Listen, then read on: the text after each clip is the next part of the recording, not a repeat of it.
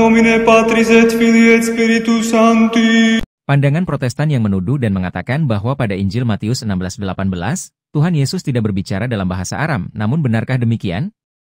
Jika kita membaca ayat-ayat dalam kitab suci bukan sepenggal ayat per ayat, kita mengetahui bahwa memang sesungguhnya nama yang diberikan oleh Tuhan Yesus kepada Simon Petrus adalah Kepa yang dalam bahasa Indonesianya adalah Kefas, yaitu dalam bahasa Aram yang berarti batu karang.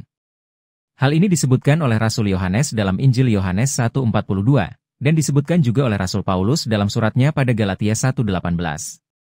Maka para rasul yang lain mengingat bahwa nama yang Tuhan Yesus berikan kepada Simon adalah Kefas, yang jelas dari bahasa Aram. Maka, sebenarnya jelas bahwa ayat Matius 16:18 itu sesungguhnya mengatakan, "Kamu adalah Kefas, dan di atas Kefas ini aku akan mendirikan gerejaku," dan Kefas yang disebut di sini adalah Rasul Simon Petrus.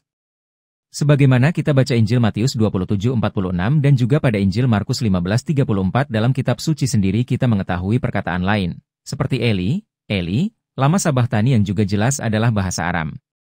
Dan dengan demikian menjadi jelas bahwa Yesus berbicara dalam bahasa Aram sudah jelas dan tegas bukanlah suatu spekulasi. Jadi jelas pandangan yang menuduh dan mengatakan bahwa pada Injil Matius 16:18, Yesus tidak berbicara dalam bahasa Aram, itu hanyalah suatu spekulasi dan imajinasi.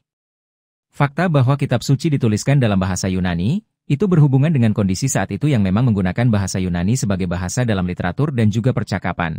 Namun itu tidak mengubah kenyataan bahwa Yesus sebenarnya memberikan nama Kefas dari kata dalam bahasa Aram, kepada Simon, yang dalam bahasa Yunaninya diterjemahkan sebagai Petros, sehubungan dengan gender maskulin yang ada dalam tata bahasa Yunani untuk nama seorang pria.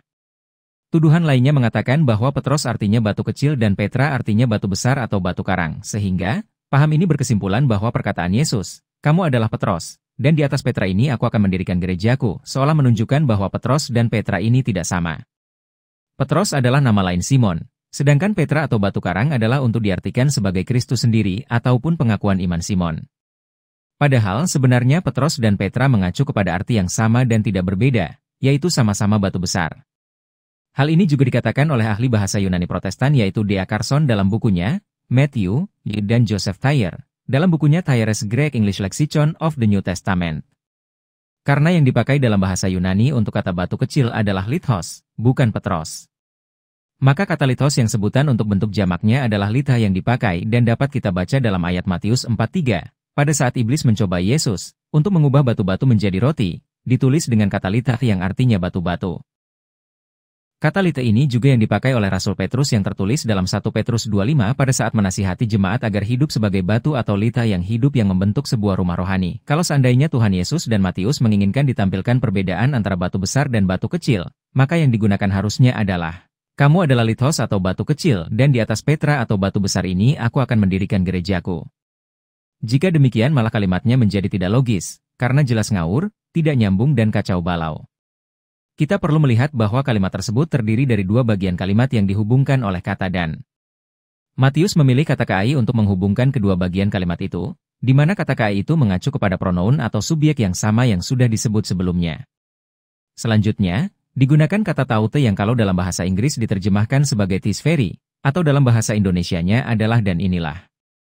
Maka sesungguhnya, yang ingin dikatakan oleh Yesus adalah, "Kamu adalah Petros batu karang, dan di atas Petra batu karang inilah, aku akan mendirikan gerejaku." Jika maksud Yesus adalah untuk membedakan keduanya, Matius seharusnya menggunakan kata Allah yaitu tetapi sehingga tidak mengacu kepada subjek yang sedang dibicarakan sebelumnya, atau dapat diartikan sebagai batu yang lain. Tetapi kita jelas mengetahui tidak tertulis demikian. Maka untuk menjawab pertanyaan di atas, kalau memang Petros dan Petra sama artinya, mengapa tidak ditulis engkau adalah Petros, dan di atas Petros ini aku akan mendirikan gerejaku?